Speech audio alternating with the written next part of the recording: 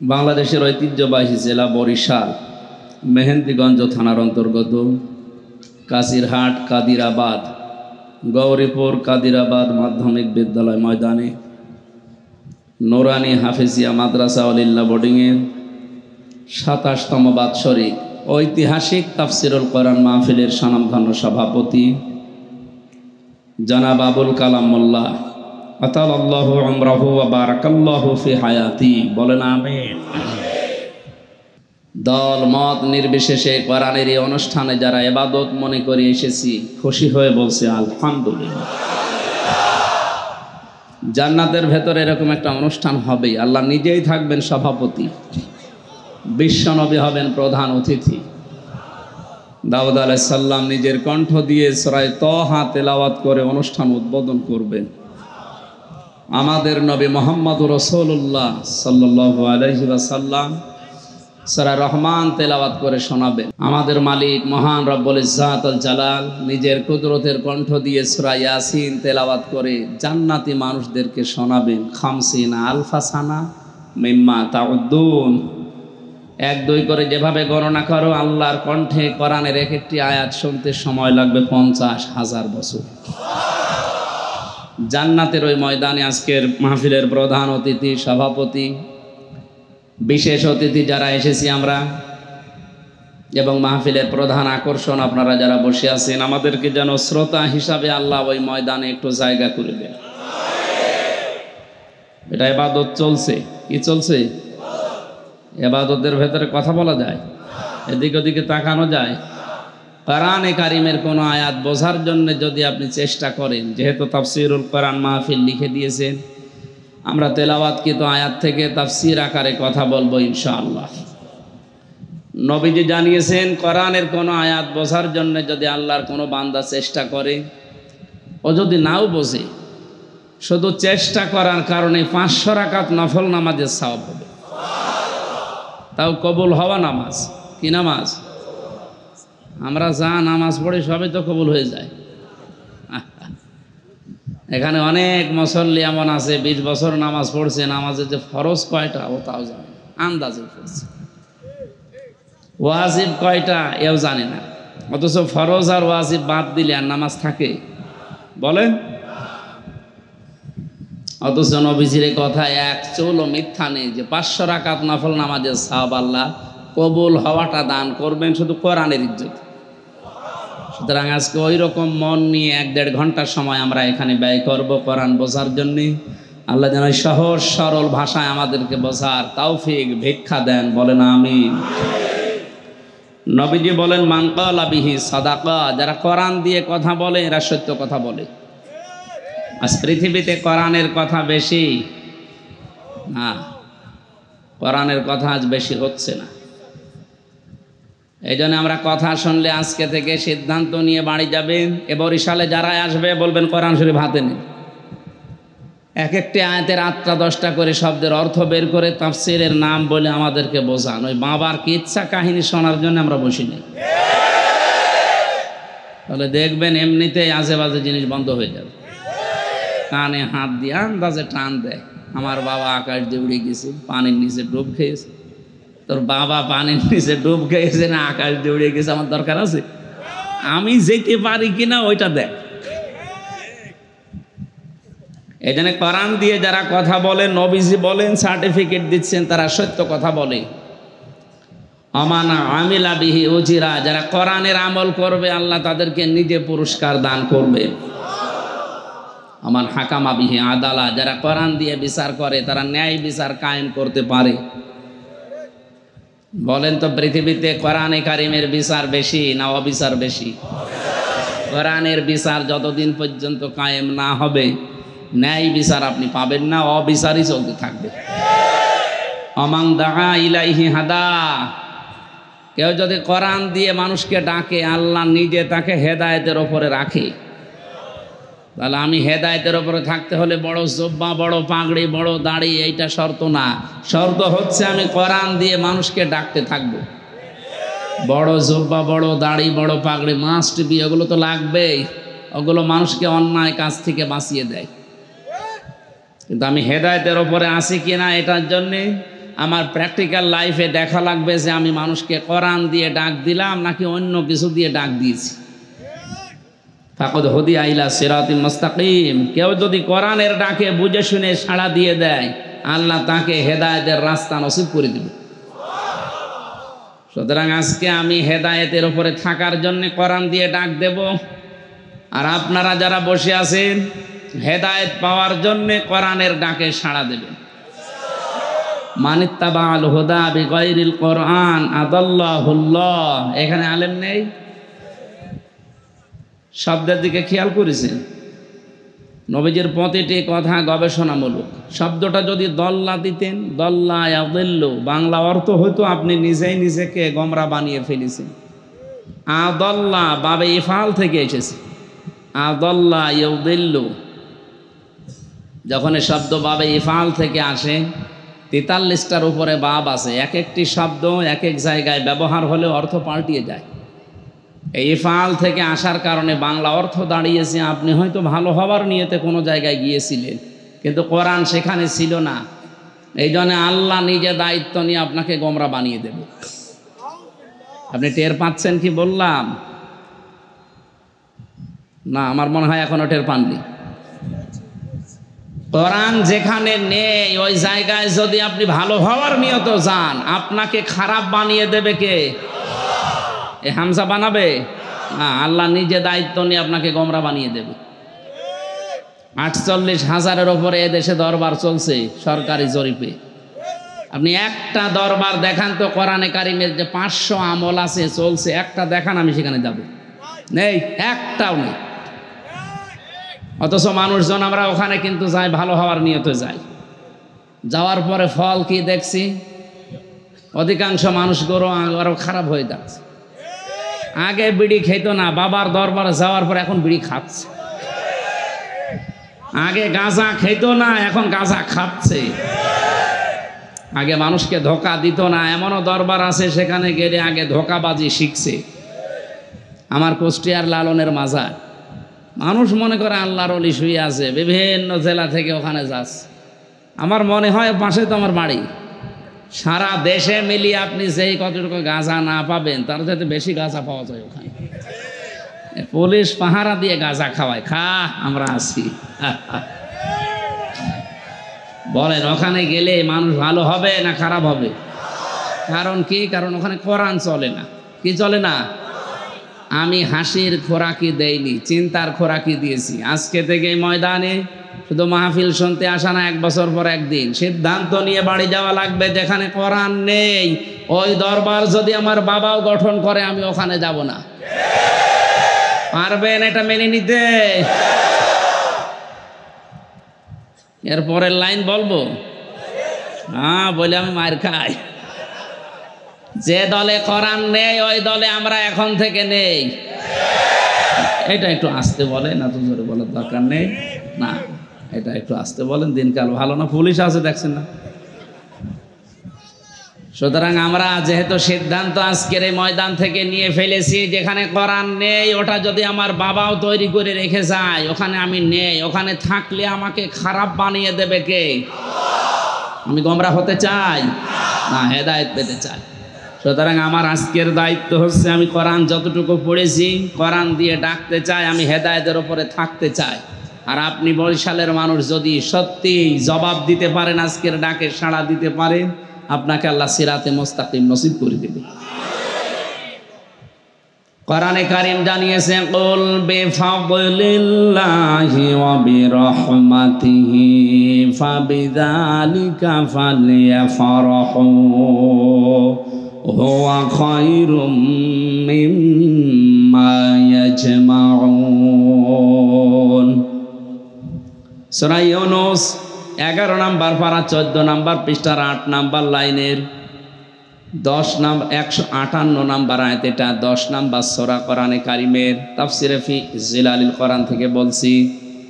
আল্লাহ পাক বলেন, নবী আপনি বলুন, তাম পৃথিবীর মানুষ যা গেইন করে, যা অ্যাচিভ করে, যা অর্জন করে, যা পেয়ে আনন্দে আছে, সব কিছুর তুলনায় আমি আল্লাহর কাছে কোরআন শরীফ শ্রেষ্ঠ সম্পদ। ফাবিযালিকা ফালিয়াফরাহু, সুতরাং কোরআন যারা পেয়েছে তারা যেন আনন্দ করে। আজকের এই অনুষ্ঠানের সম্পর্ক কিসের সাথে? কোরআন বাদ দিয়ে মেজর সাহেব কেন, প্রধানমন্ত্রীও যদি আমাদের এখানে ডাক দিত এমনিতেই আসতাম না। কোরআন নেই, আমরা সেখানে নেই, কারণ আনন্দের বিষয় একটাই, দুনিয়াতে যা কিছু আছে সব আপনি চোখ বন্ধ হয়ে গেলে আপনার কাছ থেকে চলে যাবে। কোরআনে কারিম কিয়ামত পর্যন্ত আপনার পাশে ছায়ার মতো দাঁড়িয়ে থাকবে। নবী জানিয়েছেন কোরআন এবং রমজানের রোজা কিয়ামতের দিন বান্দার পক্ষ নিয়ে আল্লাহর সাথে পর্যন্ত ঝগড়া করবে। কোরআন বলবে, মাবুদ তোমারে বান্দাকে আমি অনেক পড়িয়েছি, আমার উপরে চলতে বাধ্য করেছি, আমাকে ছাড়াও জীবন চালাইনি, তোমাকে আমি বলছি তুমি এই বান্দাকে মাফ করে দাও, যদি মাফ না করো তাহলে তোমার কালাম থেকে আমার কেটে বাদ দিয়ে দাও। আল্লাহ পাক শেষ পর্যন্ত কোরআনে কারিমের আরজি গ্রহণ করে আমাকে আপনাকে মাফ করেই দেবেন। বলেন সুবহানাল্লাহ। আল কোরআনু হুজ্জাতুল লাকা ওয়া আলাইকা, এ কোরআন কারো পক্ষে দলিল হবে, কারো বিপক্ষে দলিল হবে। বিশ্বনবী জানিয়েছেন কোরআন যদি কারো পক্ষে দলিল হয়ে যায়, কারো পক্ষে যদি সুপারিশ করে, আল্লাহ তাকে মাস্ট বি জান্নাতে দেবেই। পক্ষান্তরে অপর পৃষ্ঠায় আছে, যদি কোনো মানুষ কোরআনের বিপক্ষে অবস্থান নেয়, আরে কোরআন যদি কিয়ামতে কারো বিপক্ষে দাঁড়িয়ে যায়, ও যদি আকাশ দিয়ে দুনিয়ায় উড়েও যায়, ও জাহান্নামে যাবে। কারণ এটা দলিল। জান্নাতে যাওয়ার কি এটা দলিল। দলিল না থাকলে জমিনের যেমন আপনার কাছে কোনো মূল্য নেই, কিয়ামতের দিন আপনার হাতে যদি দলিল থাকে, মহান রব্বুল ইজ্জাত ওয়াল জালাল কোরআনের দিকে তাকিয়ে আপনার সুপারিশ কবুল করে মাফ করে দেবেন। আজকে ওই সংক্রান্ত আয়াত যেহেতু পড়েছে, আমি ওই দিকে যাব ইনশাআল্লাহ। আমার আজকের আলোচনার বিষয় মুক্তিপণ। কি বললাম? বলেন বলেন। এটা যে শব্দটা শুনি আপনি মনে করছেন এটা কঠিন জিনিস, কিন্তু আপনি বুঝতেছেন না তাই। মুক্তিপণ এ শব্দ শুনলেই কেমন যেন ভয় লাগে। কিয়ামতের দিন মানুষ মুক্তিপণ হিসাবে কি কি আল্লাহকে দিতে চাইবে বাঁচার জন্য, ওই কথাগুলো সূরা মাআরিজের ভেতরে আল্লাহ দিয়েছেন। আমরা ভয়াবহতা আগে তুলে ধরি, এরপরে দেখি আমাদের বাস্তবতায় কতটুকু আমরা মুক্তিপণ দিতে রাজি হব। দরুদ আর সালাম পড়ছি আমাদের নবী মুহাম্মদুর রাসূলুল্লাহ সাল্লাল্লাহু আলাইহি ওয়াসাল্লামের প্রতি, যার আনিত আদর্শ পেয়ে আমরা খুশি না বেজার? যেহেতু এটা রাজনৈতিক মঞ্চ না, কোরআনের মঞ্চ, এই জন্য আমাদের ইমান যেন বেঁচে যায়, সেই হিসাবে আমি আমার ইমান থেকে কথা বলছি। মানে মেজর সাহেব সহ যারা আছি, অনেকে আমরা শিক্ষিত মানুষ, যারা জানি যে নামাজ পড়লে নামাজ হয় না, নামাজ ভেঙেও যায়। কয়টা কারণে নামাজ ভাঙে? 19টা। কয়টা বলতে পারবেন একটা একটা করে? প্রথম নাম্বারে নামাজ ভেঙে যায় কোরআন শরীফ অশুদ্ধ পড়লে। কথা বলছেন না কেন? এরকম কারণ আছে কয়টা? একটা কারণ যদি কারো ভেতরে পাওয়া যায়, ওর নামাজ আর নামাজ থাকে, ওর নামাজ পড়াও যা, অজু করলে অজু থাকবে না। 7টা কারণে অজু ভেঙে যায়, নষ্ট হয়ে যায়, এটা জানেন তো? এর মধ্যে একটাও যদি পাওয়া যায়, ওই অজু দিয়ে আর নামাজ হবে? ও অজু করাও যা। রোজা রাখলেও রোজা ভেঙে যায় 2টা কারণে। খাবার খেলে, পানি পান করলে, স্ত্রী ব্যবহার করলে, এরকম যত ইবাদত আছে দুনিয়ায়, করলেই হয় তা না, ভেঙেও যায়, নষ্ট হয়ে যায়। আপনাকে যে জিনিস জান্নাতে নিয়ে যাবে তার নাম ঈমান, এই ঈমানও কিন্তু ভেঙে যায়, নষ্ট হয়ে যায় 10টা কারণে। কয়টা? এই কথা বলেন কেন? এটা ক্লাস চলছে একটা, কোরআনে কারিমের এই ক্লাসে আমরা ছাত্রের মতো জবাব দেবেন। আমি কিন্তু বারবার প্রশ্ন করছি এই কারণে যাতে মনে থাকে। ক্লাস নেওয়ার নিয়ম আছে কিছু।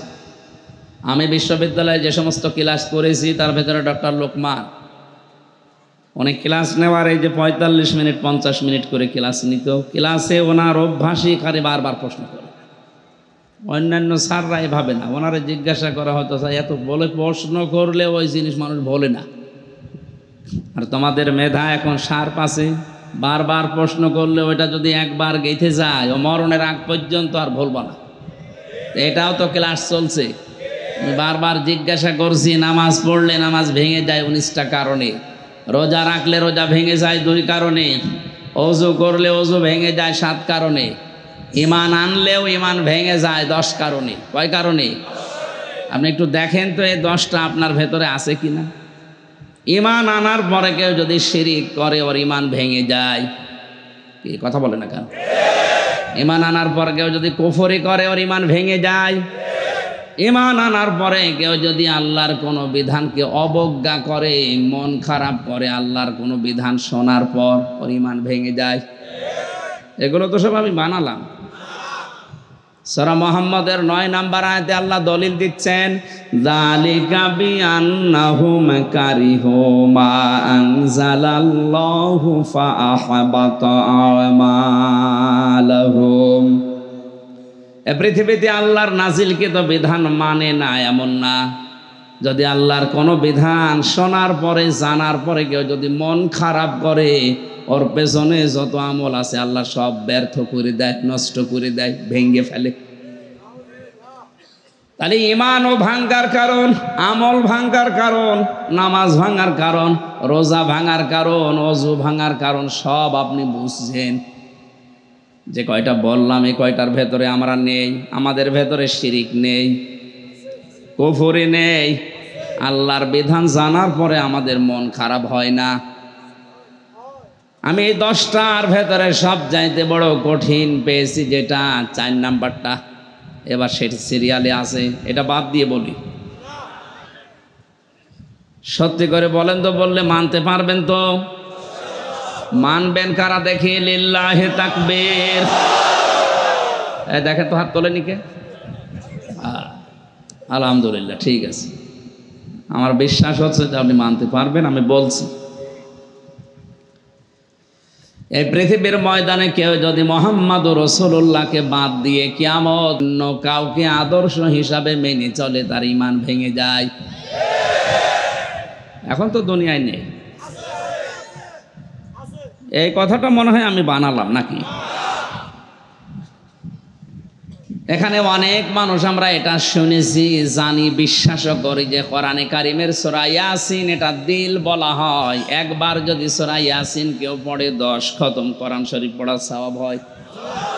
এটা জানেন তো কেন হয়? অন্য সূরা পড়লে 10 খতম হয় না, কোরআন ইয়াসিন পড়লে খুব বেশি বড় না, 6 পৃষ্ঠা মাত্র। কেন এত বেশি হবে বলেন?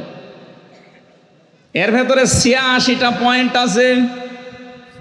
আপনার প্র্যাকটিক্যাল লাইফে, বাস্তব জীবনে যদি এগুলো সেট করতে পারেন, সত্যি সত্যি আপনি 10 খতম না 700 খতম কোরআন পড়ার সওয়াব পাবেন।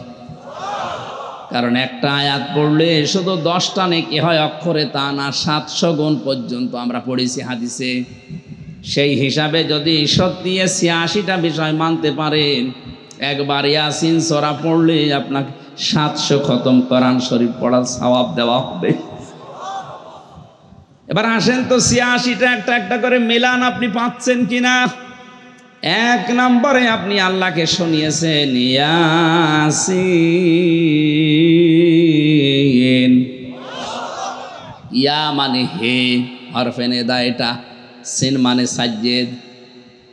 আমি কি কিছু গোপন করব না? মানে আপনাকে আবার আমার 3 বছর জেলে পাঠাবে।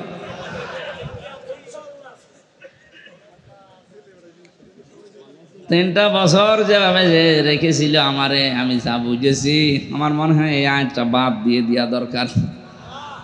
ইয়াসিন, আল্লাহ বলেন হে নেতা। আমি তাফসিরে পড়েছি, তাফসিরে কাবিরের ভেতরে সেন মানে সাজ্জিদুল আম্বিয়া, সেন মানে সাজ্জিদুল কাওনাইন, সেন মানে সাজ্জিদুল বাশার, সেন মানে সাজ্জিদুল মুরসালিন, সেন মানে সাজ্জিদুল আলামিন। এক একটা শব্দের আবার ব্যাখ্যা আছে। তাফসিরে ফি জিলালিল কোরআন আর ইবনে কাসিরে এত বেশি পয়েন্ট আকারে এসেছে, এজন্য তাফসির করতে গেলে সময় লাগে। আল্লাহ পাক বলেন হে নেতা, এই পৃথিবীতে একজন মানুষকে আল্লাহ শুধু নেতা বলে ডাক দিয়েছেন, তিনি আমাদের নবী মুহাম্মদুর রাসূলুল্লাহ। পৃথিবীর কোন জায়গায় আপনি কাউকে আল্লাহর নেতা বলে ডাক দিয়েছেন আমি পাইনি। শুধুমাত্র মুহাম্মদুর রাসূলুল্লাহকে আল্লাহ বলেছেন হে নেতা, তাহলে মানে আল্লাহর ঘোষণা দেওয়া নেতা দুনিয়ায় একজনই। তাকে বাদ দিয়ে যদি অন্য কাউকে নেতা মেনে দুনিয়ায় চলে, তার ঈমান ভেঙে গেছে। বাকিটা আপনার বিবেকের উপরে। গন্ডারকে নাকি কাতুকুতু দিলে 3 দিন পরে টের পায়, তা আমাদের তো মনে হচ্ছে এই অবস্থায়। এক লোক শ্বশুর বাড়ি যাচ্ছিল, দেখে রাস্তার ধারে এক গন্ডার দাঁড়িয়ে আছে, কাতুকুতু দিয়েছে, হাসে না। কি গো? 3 দিন পরে শ্বশুর বাড়ি বেরিয়ে যখন আসে, দেখে গন্ডার হাসতেছে। ডাক দিয়ে বলে, বন্ধু 3 দিন আগে তোমারে আমি কাতুকুতু দিয়েছিলাম, তখন তো হাসলে না, এখন হাসতেছ। গন্ডার বলে, ভাই 3 দিন সময় লেগেছে চামড়া ভেদ করে কাতুকুতু লাগতে। গন্ডারের কাতুকুতু লাগে কয়দিনে, আর আমাদের না সাথে সাথে। 30 বছরে 51 বছরে খবর হচ্ছে না, সাথে সাথে। ইয়াসিনের ব্যাখ্যা সেই 13 সাল থেকে আমি 4th ইয়ারে যখন পড়ি তখন থেকে শুরু করেছি। এই 3টা বছর নাই ভেতরে ছিলাম, বাকি সময় তো এর ব্যাখ্যা আমি বহু বলেছি। কই এদেশের 100 জনের 15 জন মাত্র বিশ্ব নবীকে একমাত্র আদর্শ মেনে চলে, আর বাকি 85 জন আছে সব টানা নানাই। না, আপনার ঈমান ভেঙে যাচ্ছে। 7টা কারণের একটা কারণ পেলে যেমন ওযু ভেঙে যায়, ওযু দিয়ে নামাজ হয় না, 10টা কারণের একটাও যদি পাওয়া যায় আপনার ঈমান আর ঈমান থাকে না, ঈমান ভেঙে যায়, নষ্ট হয়ে যায়। ওই ঈমান নিয়ে আল্লাহর জান্নাতে যাওয়া যাবে না। সুতরাং আপনাকে আপনি বাঁচাতে চাই, কোরআনের চোখ হাদিসের চোখ লাগিয়ে দেখতে পাচ্ছি আপনি জাহান্নামে যাচ্ছেন। বরিশালের মানুষকে আমি ভালোবাসি, এজন্য বলছি বিশ্ব নবী বাদ দিয়ে অন্য কেউ যেন আমার সামনে আদর্শ হয়ে না দাঁড়ায়। আল্লাহ তুমি আয়াতটা মেনে নেওয়ার তৌফিক দাও, বলেন আমিন। সূরা মারিজ 10 নম্বর আয়াত থেকে শুরু করে মাত্র কয়েকটা আয়াত পড়েছি। এত আয়াত আমি তাফসির মাহফিলে পড়ি না, মাত্র 1 আয়াত হাফ আয়াত পড়ি। আজকে পড়েছি অনেকগুলো, তার মানে আজকে একটু বেশি সময় কথা বলা হবে ইনশাআল্লাহ। সূরা মারিজ জবান খুলে কোরআনের এই সোনালী আয়াত একটা পড়েন, এরপরে আমরা তাফসির আকারে কথা বলবো ইনশাআল্লাহ। এই ঘড়িটা খুলে এখানে রাখ। আউযু বিল্লাহি মিনাশ শাইতানির রাজিম। বিসমিল্লাহির রহমানির রহিম।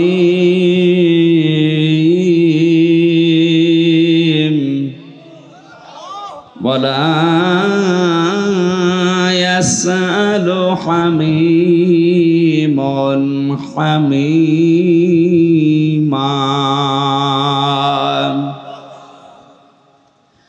আল্লাহ পাক বলেন, সেদিন কোনো বন্ধু বন্ধুকে প্রশ্ন করবে না। ইউবাসসারুনাহুম, তাদেরকে যখনই মুখোমুখি করা হবে। কিয়ামতের একটা ভয়াবহতা আল্লাহ কিছু আয়াতে তুলে ধরেছেন সূরা মারিজে। এত ভয়াবহ জালজালা অবস্থা আল্লাহ পাক তৈরি করবেন কিয়ামতের ওই ময়দানে, মাটি পুড়ে তামা হয়ে যাবে। এটা শুধু জন্মের পর থেকে শুনেছেন, কোনোদিন বাস্তবে কল্পনা করে দেখেছেন যে মাটি তামা হয়ে গেলে পা দেওয়া কেমন কঠিন? এ সূর্যটা মাত্র আধা হাত 1 হাত উপরে এসে 12টা মুখ দিয়ে তাপ দিতে থাকবে।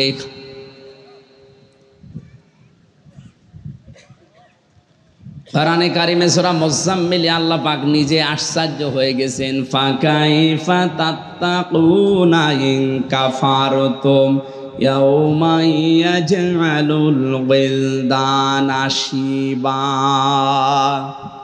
এত কঠিন অবস্থা, কিয়ামতের ওই ময়দানটা আমি তৈরি করব, যুবক মানুষ দৃশ্য দেখে বিদ্ধ হয়ে যাবে। মেজর সাহেবের দাড়ি এমনিতে পাকে নাই, বয়সের দ্বার প্রান্তে পৌঁছিয়ে গেছে, এরপরে দাড়িটা পেকেছে। আমার বয়স যখন ছিল দাড়ি পেকেছিল, আমার এই বয়সে এখনই ওনার মতো দাড়ি পাকা সম্ভব। কথা বুঝতেছে? আল্লাহ পাক বলেন কি অবস্থা বানাবো একটু ভাবো তো, যে আমার মতো যুবক মানুষ এরকম 80 বছরের বৃদ্ধ হয়ে যাবে। ইয়াউমা তারাউনাহা তাযহালু কুল্লু মুরদিআতিন আম্মা আরদাআত ওয়া তাদাউ কুল্লু যাতি হামলিন হামলাহা ওয়া তারান নাসা সুকারা ওয়া মা হুম বিসুকারা ওয়ালাকিন্না আযাবাল্লাহি শাদীদ। হে নবী, আপনি দেখতে পাবেন ওই সময় মানুষ পাগলের মতো ভ্রান্ত হয়ে ঘুরে বেড়াচ্ছে। দুধের বাচ্চার কথা তার মায়ের মনে থাকবে না, এমনকি মহিলাদের লজ্জা স্থানও রাখবে না, পেট ফেটে সন্তান বের হয়ে যাবে।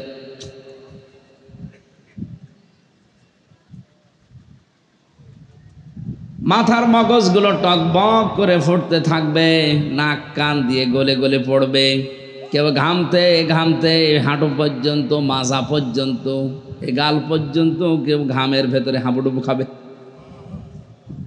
এ দিবস আমাদের সামনে নেই। ইয়া আইয়ুহান নাসু তাকু রাব্বাকুম ইন্না যালযালাতাস সাআতি শাইউন আযীম।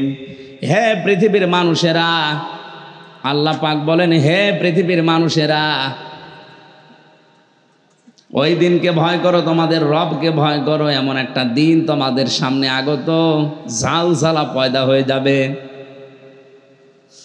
দুনিয়ার জীবনে আমরা দেখি কেউ বিপদে পড়লে আগে এগিয়ে যায় তার ভাই, বাবা, মা, বন্ধু, দলের লোক। এই মানুষগুলোর নাম আল্লাহ কোরআনে দিয়েছেন। অথচ কিয়ামতের ময়দানে বিপদের মুহূর্তে সর্বপ্রথম মানুষ থেকে পালিয়ে যাবে আগে তার ভাই। ইয়াউমা ইয়াফিরুল মারউ মিন আখিহি ওয়া উম্মিহি ওয়া আবিহি ওয়া সাহিবাতিহি ওয়া বানিহি। সর্বপ্রথম মানুষ ভাগবে তার ভাইয়ের থেকে। ইয়াফিরু শব্দের শাব্দিক অর্থ হচ্ছে মাজা তুলে দৌড় দেওয়া। বাঘ দেখলে মানুষ যেভাবে দৌড়ায়, সাপ দেখলে যেভাবে দৌড়ায়, পুলিশ দেখলে মানুষ যেভাবে দৌড়ায়, অপরাধীরা ঠিক কিয়ামতের দিন আপনজন দেখলে মানুষ ওইভাবে দৌড়াবে। এখানে ভাইয়ের নাম আল্লাহ প্রথমে দিলেন কেন? তাফসিরে হাক্কানিতে মুফাসসির লিখেছেন, পৃথিবীতে আমরা দেখি নিজে অন্যায় করার পরে বাড়িতে এসে যদি নালিশ করে, ভাই জানে যে আমার ভাইয়ের অন্যায়, এরপরও বিরোধী যারা আছে তাদেরকে মারতে যায়। মনে করবে ভাই আমার পক্ষে ছিল অপরাধ করার পরেও, আজকে যেহেতু আমি ধরা পড়েই গেছি অপরাধের কারণে, ভাই আমার পক্ষে হয়তো কিছু বলবে, দাঁড়াবে আমার পক্ষে, কিছু না কিছু আমাকে দেবে। এই জন্য ভাইয়ের কাছে যাবে। আল্লাহ পাক বলেন ওই ভাই আগে তোর থেকে পালাবে। এরপরে মায়ের নাম আছে। তাফসিরে কাবিরে মুফাসসিরে বলেন মায়ের পা ধরে সন্তানেরা কেউ 500 বছর পর্যন্ত পড়ে থাকবে। 500 বছর পরে মুখের ওপরে লাথি দিয়ে বলবে কে তুই? আমার তো দুনিয়ায় বিয়েই হয়নি, ছেলে পাবো কোথায়? বরিশালবাসী, এরকম জীবন, এরকম সময় কিন্তু সবার সামনে আসতেছে। কথা বলে না কেন? এখানে আমি 7 জনের নাম পেয়েছি সিরিয়াল আকারে। ভাইয়ের নাম, মায়ের নাম, বাবার নাম, স্ত্রীর নাম, সন্তানের নাম, বন্ধুর নাম, নেতা নেত্রীর নাম। এই যে 7 জনের নাম আল্লাহ কোরআনে সূরা আবাসায় দিলেন সিরিয়াল আকারে। আমি প্রশ্ন করছি বিবেকওয়ালা মানুষদের, বলেন তো দুনিয়ায় যদি বিপদে পড়ে এরা এগিয়ে আসে না পালিয়ে যায়? না না, এগিয়ে আসে। বলেন বলেন। কিয়ামতের দিন আল্লাহ বলেন এরা পালাবে। তা আপনার কোন বিশ্বাসে আপনি আছেন আমি বুঝি না যে আমার পীর সাহেব আমাকে তরাবে, বাঁচাবে? কে বলেছে আপনাকে? যাদের নাম বললাম এরা যদি কিয়ামতে আগে পালিয়ে যায়, তাও যেমন তেমন পালানো না, ইয়াফির মানে মাজা তুলে দেড় দেওয়া। আমাদের কুষ্টিয়ায় বলে খেচ্ছে দৌড়। হ্যাঁ, বরিশালে বলে। এই যে খেচ্ছে দৌড় দেবে। এবার ভাবেন আপনি মাথা নিচু করে, মগজ যদি থাকে চিন্তা করেন এই মানুষগুলো যদি পালিয়ে যায়, আমার তো বিশ্বাস 100 ভাগ অনেক পীর কিয়ামতে বলবে আল্লাহ আমি পীরই ছিলাম না। কি এটা বলবে? কারণ বলতে বাধ্য হবে, জানে যে এরা যদি পরিচয় দিয়ে আমি ধরা খাবো। আর আপনি আশা করে আছেন আমি দুই পীরের মুরিদ, দুইজন মিলে হাত ধরে এভাবে মারবে আমি জান্নাতে চলে যাব। জান্নাত ওর বাবার নাকি? কারো উপরে ভরসা করা যাবে না, কারো উপরে ভরসা করা যাবে না, শুধু নিজের উপরে নিজে ভরসা করেন। কারণ কিয়ামতের দিন আল্লাহ কিন্তু দল বেঁধে আপনাকে আগে ডাকবে না। সর্বপ্রথম বিচারের সিস্টেমে আল্লাহ মানুষকে ডাকবে একা একা। ভালো করে বোঝেন। আজ যারা বলে কিয়ামতে লক্ষ লক্ষ মুরিদ নিয়ে একজন পীর উঠবে, এটা মিথ্যা কথা।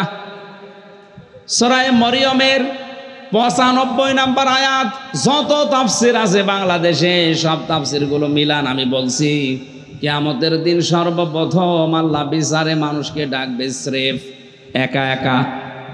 অকুল্লুহুম আতিহি ইয়াউমাল কিয়ামাতি ফারদা। কিয়ামতের দিন প্রতিটি মানুষকে আল্লাহ নিজের কাছে ডাকবে। কয়জন করে? একা একা। আপনি শুধু একা দাঁড়াবেন, কেউ থাকবে না। বিচারের দ্বিতীয় সিস্টেমে এবার আবার একা ডাকবে না, এবার ডাকবে আপনার নেতার সাথে। ইয়াউমা নাদউ কুল্লা উনাসিম বিইমামিহিম। সূরা বানী ইসরাঈল 15 নম্বর পারা 8 নম্বর পৃষ্ঠার 3 নম্বর লাইনের 71 নম্বর আয়াতের প্রথম অংশে আছে। এটা তাফসিরে ফি জিলালিল কোরআনে আছে। আল্লাহ পাক বলেন কিয়ামতে এবার আর একা না, এবার ডাকবো তোর নেতার সাথে। যার নেতৃত্ব মেনে দুনিয়ায় চলতে কিয়ামতে আগে তাকে ডাকবো, এরপরে তোরে। আগে বলেন তো এবার আপনার বিবেকে কি বলে? আপনি যারা আদর্শ মেনে যার নেতৃত্ব মেনে দুনিয়ায় চলেন, কিয়ামতে আল্লাহ যদি তাকে আগে ডাকে এরপরে আপনাকে ডাকে, আপনার কি মনে হয় যে আপনাকে আল্লাহ মাফ করবে? বলছেন না, তার মানে ধরা খাবে না।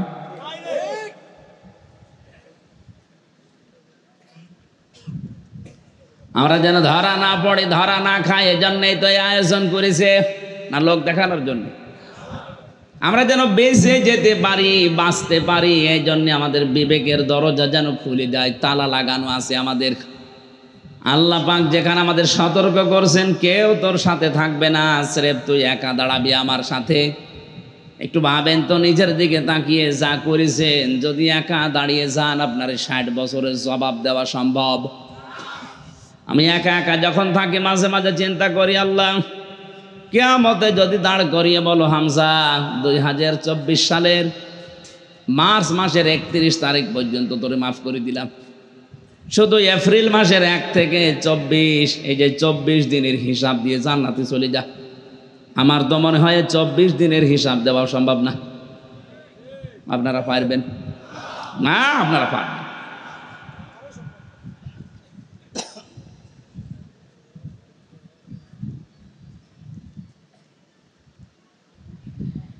এই জন্য মানুষ নিজের আপনজন থেকে পালাবে যখন তাদেরকে সম্মুখে হাজির করা হবে। আল্লাহ রাব্বুল আলামিন বলেন অসাহিবাতিহি ওয়া আখি। এই লোকটা ইয়াবাদুল মুজরিমু লা ইয়াফতাদি মিন আযাবি ইয়াউমিদিন বিবানি।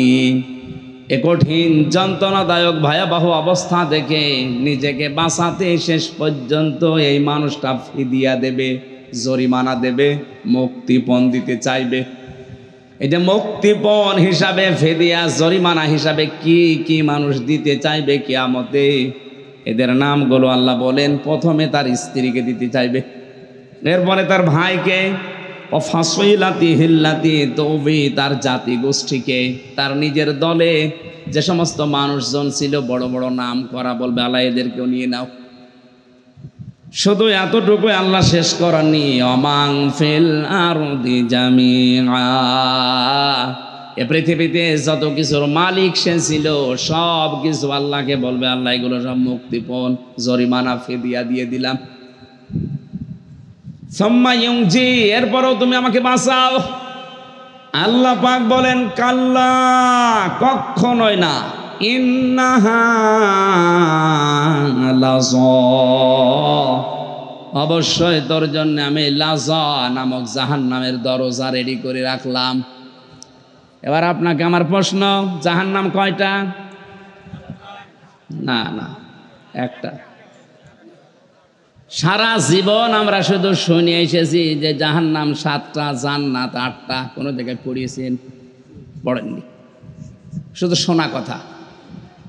কোরআনে কারিমে আল্লাহ নিজে জানিয়েছেন, সূরা হিজর এটা 14 নম্বর পারার 3 নম্বর পৃষ্ঠার 7 নম্বর লাইনের 44 নম্বর আয়াত। লিখে বাড়ি যে মিলান, লাহা সাবাতু আবওয়াব। আল্লাহ পাক বলেন জাহান্নামের দরজা 7টা। আপনি জাহান্নাম 7টা কোথায় পেয়েছেন? লিকুল্লি বাবিম মিনহুম জুজউম মাকসুম। পৃথিবীতে যে যে ধরনের অপরাধ করবে তাকে আল্লাহ ওই দরজা দিয়ে প্রবেশ করিয়ে শাস্তি দেবে।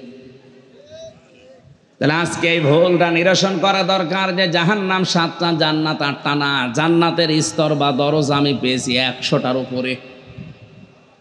আমরা হয়তো 8টা বেশি জানি। তাই আজকে যে জান্নাতের আলোচনা, আমার না 13 তারিখে একটা মাহফিল আছে। এখানে কোন জায়গায় জানো? মেহেন্দিগঞ্জ।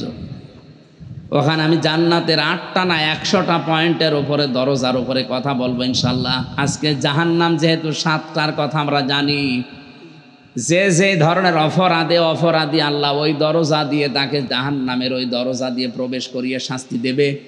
আজকে আমাদের এখানে আসার উদ্দেশ্য, আমরা দেখতে চাই কোন অপরাধে আছি আর কোন দরজা দিয়ে যাওয়ার উপযুক্ত আমি হলাম। এখনো যদি ওই রকম দরজার সামনে দাঁড়িয়ে থাকি, এক্ষুনি ফিরে এসে জান্নাতের এই 100টা দরজার যে কোনো এক দরজা দাঁড়িয়ে যাব। কথা বলছেন আমার? এই যে লাজা, এটা একটা। 7টার ভেতরে সবচাইতে বড় কঠিন হচ্ছে হুতামা, এরপরে এই লাজা। আল্লাহ রাব্বুল আলামিন বলেন কেমন জানো? নাযাআতাল লিশাওয়া। এ দরজা দিয়ে প্রবেশ করার সঙ্গে সঙ্গে আগে চামড়া খসে যাবে। এমনি চামড়া খসে? চামড়া তোলার কিছু জিনিস থাকে। এমন জায়গা আল্লাহ বানিয়েছে লাজার ভেতরে, ওখানে প্রবেশ করলে আগে চামড়া শেষ, চামড়া খুলে পড়ে যাবে, এরপরে নতুন চামড়া আবার আল্লাহ লাগাবে, তারপর আবার খুলবে। এবারে 100 বারের কথা আছে। এত কঠিন যন্ত্রণাদায়ক অবস্থা লাজায়। আজকের এই ভুলটা নিরসন করে যান যে জাহান্নাম 7টা, এটা শুধু নামে শুনেছি, পড়ি নাই। কোরআনে কারিমে আল্লাহ নিজে দলিল দিচ্ছেন জাহান্নাম একটা, দরজা 7টা। এই যে এখানে একটা মাদ্রাসা আছে, 1 থেকে 5 পর্যন্ত মনে করেন পড়ায়। 5টা ক্লাসরুম আছে না? বুঝলেন না কেন? প্রত্যেকের জন্য আলাদা দরজা আছে না? যে যেই ক্লাসে পড়ে ওই দরজা দিয়ে এসে প্রবেশ করে। ক্লাস 1-এ পড়ে, 5-এ এসে ক্লাস করতে পারবে। ওর 5-এ যেতে হলে এখন 5 বছর পড়া লাগবে। কথা বুঝতেছেন? তাহলে এই জিনিসটার নাম তো মাদ্রাসা। কয়টা দরজা? আল্লাহ বলেন জাহান্নামও একটা, দরজা 7টা। যে যে ধরনের অপরাধ করবে, লিকুল্লি বাবিম মিনহুম জুজউম মাকসুম। তোমাকে আমি আল্লাহ ওই দরজা দিয়ে প্রবেশ করিয়ে সেরকম শাস্তি দেব যেরকম অপরাধ দুনিয়ায় করতে। এবার আমরা মিলাবো আমি কোন দরজা দিয়ে যাওয়ার উপযুক্ত হচ্ছি। যদি দেখি যে এই দরজার সামনে দাঁড়িয়ে আছি, এক্ষুনি ফিরে আসবো। হুতামা আছে, হাবিয়া আছে, সাকার আছে, লাজা আছে, জাহিম আছে। কঠিন সবচাইতে এই লাজা আর হুতামা। আমরা এগুলোর বর্ণনা একটা একটা করে দেখি আমরা কোন জায়গায় আছি। আমার কথা যদি বুঝতে পারেন, আমি সামনে যাচ্ছি। বুঝতেছেন?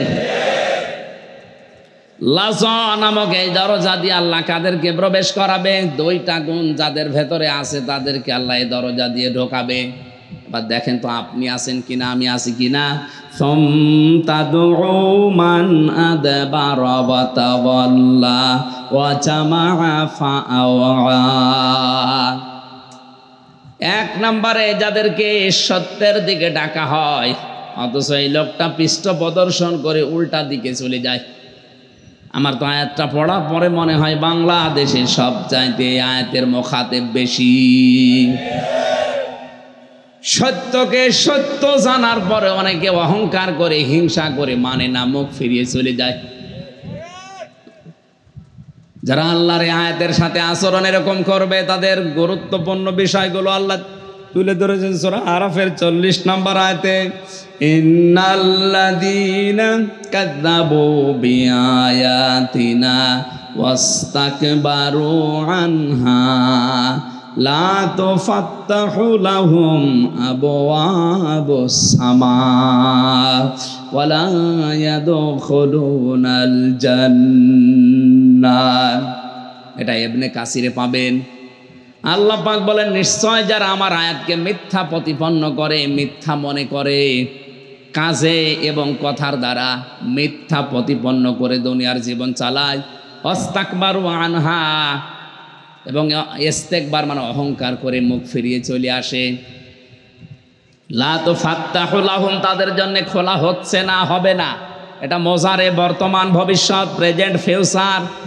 তার মানে এখন যারা মারা যাচ্ছে এদের জন্য খোলা হচ্ছে না, হবে না। কে খোলা হচ্ছে না? আবওয়াব সামা, বাবের বহু বচন আবওয়াব। ওই যে লাহা সাবাতু আবওয়াব, ওই শব্দটা আল্লাহ এখানে দিয়েছেন। লাহা দিয়ে হার জমির জাহান্নামের দিকে, কারণ এর আগে জাহান্নামের কথা আছে।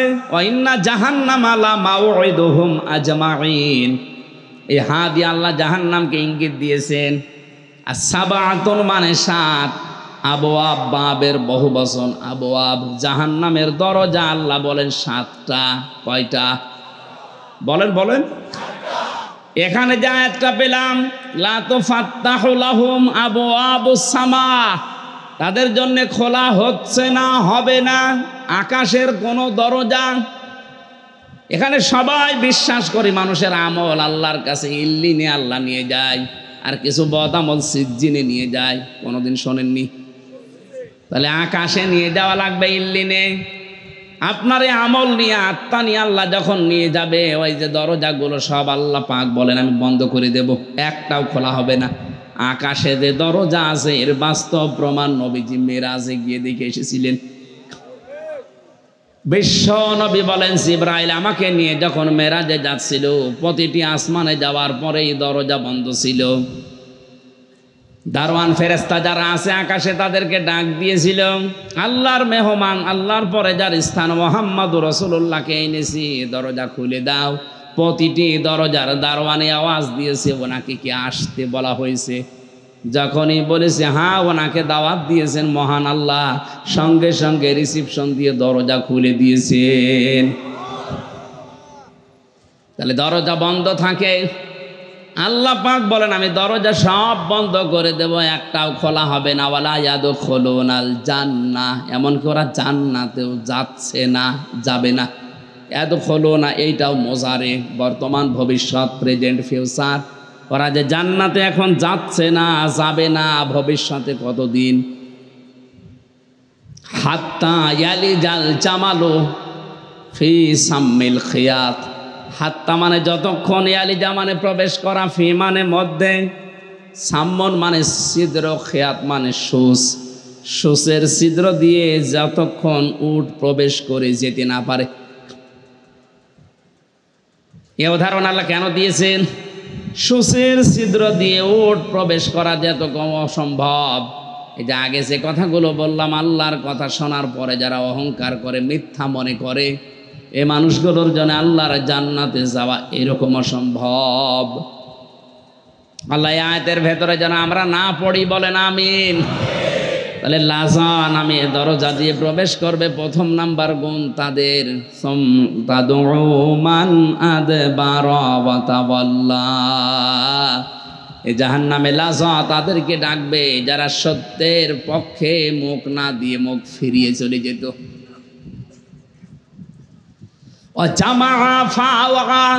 সম্পদ যারা জমা করতো, অর্থ সম্পদ আর সংরক্ষণ করার জন্য সব সময় চিন্তায় থাকতো।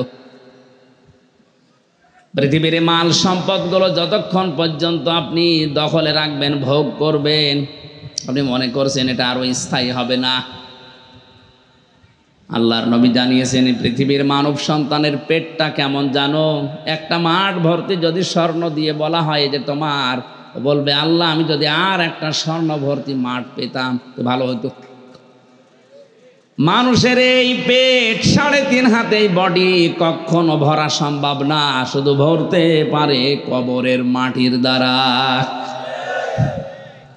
আলহাকুমুত তাকাসুরু হাত্তা যুরতুমুল মাকাবির। বেশি বেশি পাওয়ার জন্য মানুষ মহা অন্ধ হয়ে পড়েছে। এই ঘোর কাটবে না যতক্ষণ পর্যন্ত মানুষ কবরে না যাবে। আল্লাহ আমাদের কবরে যাওয়ার আগেই যেন এই ঘোর কাটিয়ে দেন, বলেন আমিন। তাহলে লাজা নামক এই দরজা দিয়ে প্রবেশ করার গুণ আমরা পেয়েছি 2টা। কয়টা বলেন বলেন? 1 নম্বরে সত্যকে সত্য জানার পরেও যারা হিংসা করে, অহংকার করে, মানে না, মুখ ফিরিয়ে চলে যায়। আপনার তো বিবেক আছে, বলেন তো আপনার জীবনে কি এরকম কিছু হচ্ছে কিনা? আপনি জানেন যে আমির হামজার বাবার কথা বলবে না, ও কোরআন হাতে নিয়ে সত্য কথাই বলবে। অনেক মানুষ এখানে এমন আছে, ও মনে করছে না এ তো আমার বাবার মুরিদ না, এ তো আমার দলের লোক না। যত ভালো কথাই বলি, এমন নবী মোহাম্মদ রাসূলুল্লাহ এখানে ওয়াজ করল, আপনি ওইটাই করতেন।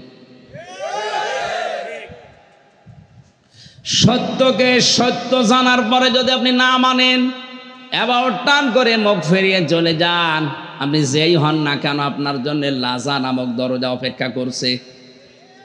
আর যারা মাল সম্পদ জমা করছেন আর বারবার সংরক্ষণ করার জন্য চেষ্টায় আছেন, আপনার যেটা সংরক্ষণ করা দরকার, আপনার ইমানটা আর আপনার আমলটা, এটার তো খোঁজ নেই আপনার। কখন ইমান ভেঙে গেছে, আমল নষ্ট হয়ে গেছে, আপনি টেরও পাননি। ইমান ভেঙে যায় কয় কারণে বলেছিলাম? আমল ভেঙে যায় কর কারণে? না না, আপনি না জানলে বলেন না। আমল ভাঙার কারণ আল্লাহ দিয়েছেন কোরআনে 2টা। আমল নষ্ট হয়ে যায়, ভেঙে যায়, ব্যর্থ হয়ে যায়। আল্লাযীনা কাফারু ওয়া সাদ্দু আন সাবিলিল্লাহি আযাল্লা আমালাহুম। ওই মানুষগুলোর আমল নষ্ট হয়ে যায়, ভেঙে যায়, যারা আল্লাহর আয়াতের সাথে কুফরি করে এবং আল্লাহর পথে চলতে মানুষকে বাধা দেয়। দিন যত যাচ্ছে আমরা এই আয়াতের বাস্তব প্রতিফলন তত বেশি দেখতে পাচ্ছি। যারা আল্লাহর আয়াতের সাথে কুফরি করে, কুফরি মানে কি? কুফরের 99টা অর্থ আছে। কাফের মানে গোপন করা, কাফের মানে চেপে রাখা, কাফের মানে অস্বীকার করা। আপনি আল্লাহর কোনো আয়াত জানার পরে যদি অস্বীকার করেন, গোপন করেন, চেপে রাখেন, এই এক অর্থে আপনিও কাফের। এই জন্য যারা চাষ করে খায়, কৃষক, আরবিতে তাদের কাফের বলে। কি বলে? কেন? বীজ ওরা গোপন করে দেয় মাটির নিচে, এই জন্য ওদের কাফের বলে। বাংলায় আমরা কৃষক বলি, চাষি বলি, এটাই তারা খুশি। এখন যদি আরবিতে বলেন এই কাফের, এদিকে আয়, আপনারা রাখবে। শব্দ কিন্তু ওইটাই। ও তো ওই কাজই করে, গোপন করে দেয় বীজগুলো মাটির নিচে। এই জন্য আমি আরবিতে তারে যদি ডাকি, সে নারাজ হয়ে যায়। আমরা অনেকে না বুঝে শব্দের কারণে উল্টাপাল্টা ধারণা করছি।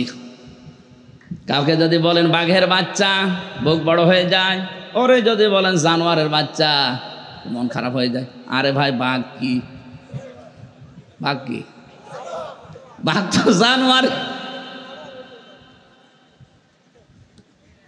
আমি বোঝার জন্য আবার বলছি, কাফের মনে করি আমরা শুধু আবু জেহেল, আবু লাহাব, বা সাইবা, এগুলোই কাফের। আরে কাফের দিয়ে যে আমরা অনেকে ভরে ফেলছি। আল্লাহর আয়াত জানার পরে যারা গোপন করে রাখে, দুনিয়ার কোন স্বার্থ পেয়ে যারা গোপন করে রাখে, এরা এক অর্থে কাফের। এই হিসাবে বাংলাদেশে কাফের নেই, আছে মানে আমার ধারণা অনুযায়ী 96% মুসলমান না, 96% এখন প্রায়। ও সাদ্দু আন সাবিলিল্লাহ, যারা আল্লাহর পথে মানুষকে চলতে বাধা দেয়, এটা আরো দিন দিন বেড়ে যাচ্ছে। মেজর সাহেব না হলে আজকের এই আলোচনাটা একদিনের ভেতরে সাজানো, আমার মনে হয় সাধারণ কেউ নিলে যে কি হয়তো আল্লাহ ভালো জানে। অথচ এখানে আমরা বাস করি, দেশে ৯৬% মুসলমান। আল্লাহর পথে অবশ্যই আল্লাহর কোরআনের পথে কেউ না কেউ বাধা ডাইরেক্ট ইনডাইরেক্ট দিচ্ছেন। আপনি বিশ্বাস করতে পারেন সূরা মুহাম্মদের প্রথম আয়াত অনুযায়ী আল্লাহর আয়াত জানার পরে যারা গোপন করে রাখেন, ২ নম্বরে আল্লাহর পথে চলতে যারা বাধা দেন, ফাআহাবাতা আমালাহুম, ওর পেছনের কোনো আমল আল্লাহ রাখে না, সব নষ্ট করে দেয়, ব্যর্থ করে দেয়, ভেঙে ফেলে। বলেন নাউজুবিল্লাহ। আমাদের আমলগুলো যেন ভেঙে না যায়। সম্পদ যারা জমা করছেন আর বারবার সংরক্ষণ করার চেষ্টায় আছেন, এই ২টা গুণের জন্য লাসা নামক দরজা রেডি হয়ে আছে। এখানে কত মানুষ দেখেন লাসায় যাওয়ার জন্য প্রতিযোগিতা করছে। ২য় নম্বরে আমি পড়েছিলাম হোতামা। এটা কঠিন, সব চাইতে 7টা দরজার ভয়াবহ ভয়ঙ্কর দরজা এটা। এত কঠিন, আল্লাহ পাক নিজে বর্ণনা দিয়েছেন যে আগুন আমি নিজে জ্বালিয়েছি, নারুল্লাহিল মুকদা। হে নবী, আপনি জানেন জাহান্নামে হোতামা এটা কি? শুধু নাম শুনলেন আপনার কিছু মনে হচ্ছে না? কাল্লা লা ইউমবাযান্না ফিল হুতামা ওয়া মা আদরাকা মাল হুতামা। কখনোই না, সেই লোকটা হোতামায় নিক্ষিপ্ত হবে। আপনি কি জানেন এটা কি? এটা আল্লাহর জ্বালানো আগুন। আল্লাহর জ্বালানো, তার মানে সব চাইতে ভয়াবহ এটা। আল্লাহ নিজে আগুনটা জ্বালিয়েছেন, অন্য আগুনের কথা আল্লাহ কোরআনে এভাবে দেয়নি, হোতামার আগুনের কথা দিয়েছেন। এবার আমার প্রশ্ন, এই জাহান্নামে হোতামা নামক যে দরজা, এ দরজা দিয়ে যাবে কারা? খুব বড় বড় অপরাধের কথা আমি কোরআনে পাইনি, যে মানুষ হত্যা করা, জেনা করা, ডাকাতি করা, জুলুম করা, এ কথাগুলো আল্লাহ জাহান্নামে হোতামায় যাওয়ার জন্য দেয়নি। এই দরজা দিয়ে যাওয়ার জন্য মাত্র 2টা গুনার কথা দিয়েছেন। এবার বরিশালের মানুষগুলো মিলাবেন আপনার ভেতরে গুণটা আছে কিনা। ওয়াইলুল লিকুল্লি হুমাযাতিল লুমাযা। আল্লাহ পাক বলেন হোতামা নামক দরজা দিয়ে তাদেরকে প্রবেশ করাবো যারা সামনে পেছনে মানুষের নিন্দা করে। এদেশে নেই? হুমাযাতিল লুমাযা, যারা সামনে পেছনে মানুষের গীবত করে, পরনিন্দা পরচর্চায় লিপ্ত হয়, এর কথা ওর কাছে লাগায়। আর আমার তো মনে হয় বাংলাদেশে এখন দিন দিন এই রোগে রোগী বেশি। নামাজ পড়ে, রোজা রাখে, হজ করে এসেছে, কিন্তু এই গীবতটা এখন ঘি ভাত হয়ে গেছে। এক জায়গায় বসলে শুধু এর কথা ওর কাছে লাগায়, তালাতালি করে সম্পর্ক নষ্ট করে দেয়। এটা যে কত বড় ভয়ঙ্কর অপরাধ, সামাজিক জীবনে এটা এত বড় ক্যান্সার। আল্লাহর নবী জানিয়েছেন, কোন এলাকায় যদি তালাতালি করা মানুষ থাকে, ওই এলাকার মানুষের দোয়া কবুল বন্ধ হয়ে যায়। মুসা নবীর জামানার একটা হাদিস পড়েছিলাম, বৃষ্টি একবার আমাদের এই যে জামানা চলছে এরকম বৃষ্টি বন্ধ ছিল, মানুষ চাটিয়াল ময়দানে গিয়ে মুসা নবীর সাথে নামাজ পড়লেন। তিনবার হযরতে মুসা দোয়া করেন, রব্বুল আলামিন তুমি বৃষ্টি দাও। 3বারে আল্লাহ আওয়াজ দিলেন না, বৃষ্টি হবে না, কারণ তিনি কালিমুল্লাহ ছিলেন, আল্লাহর সাথে কথা বলতেন। মুসা নবী রাগী নবী ছিলেন, রেগে গেছেন। ডাক দিয়ে বলে, রব্বুল আলামিন এগুলো নাই আমার উম্মত, আমার মায়া লাগে, তোমার তো বান্দা, তোমার কি মায়া লাগে না? মায়া লাগে, বৃষ্টি দাও না কেন? মুসা নবী বলে, না বৃষ্টি দেব না। বৃষ্টি দেবে না মানে বৃষ্টি দেওয়া লাগবে। অনেক নাছড় বান্দা হয়ে পড়ে আছে, সেজদা থেকে আমি মাথা তুলব না, বৃষ্টি দেওয়াই লাগবে। শেষ পর্যন্ত আল্লাহ পাক আওয়াজ দিলেন যে বৃষ্টি আমি দিতে পারি, কিন্তু তুমি যাদের নিয়ে দোয়া করছিলে ওর ভেতরে নামিমা তালাতালি করা একটা লোক আছে, ওই লোকটা যতক্ষণ পর্যন্ত মোনাজাতে হাত তুলে থাকবে তুমি নবী দোয়া করলেও কবুল হবে না, আগে ওরে বের করে দাও। মুসা নবী বলছে, আল্লাহ শুধু তুমি ওর নাম বলো, দেখো কি করি। আল্লাহ পাক বলেন, না আমি নিজেই নাম ধরে গিবত করতে নিষেধ করি, আর এখন আমি নিজে নাম বলবা, তুমি ধরে অপমান করবা, দরকার নেই। কি করে টের পাবো? আল্লাহ পাক বলেন, হ্যাঁ কায়দা একটা আছে, সবাইকে নিয়ে তওবা করো, তাহলে ওই লোকটাও তওবা করবে। আর মানুষ যদি সত্যি মন থেকে খালেস নিয়েতে তওবা করে, ওই লোকটাকে আল্লাহ বেগুনা ব্যক্তির মতো বানিয়ে দেয়। এমনকি জিহাদের ময়দান থেকে পালিয়ে এসেও যদি কেউ এই তাওবাটা করতে পারে, আল্লাহ তাকেও মাফ করে দেবে। শব্দটা হচ্ছে আস্তাগফিরুল্লাহ আল্লাযী লা ইলাহা ইল্লা হুয়াল হাইয়ুল কাইয়্যুম ওয়া আতুবু ইলাইহি লা হাওলা ওয়ালা কুওয়াতা ইল্লা বিল্লাহিল আলিয়্যিল আযীম। এটা হাদিসের দ্বারা প্রমাণিত।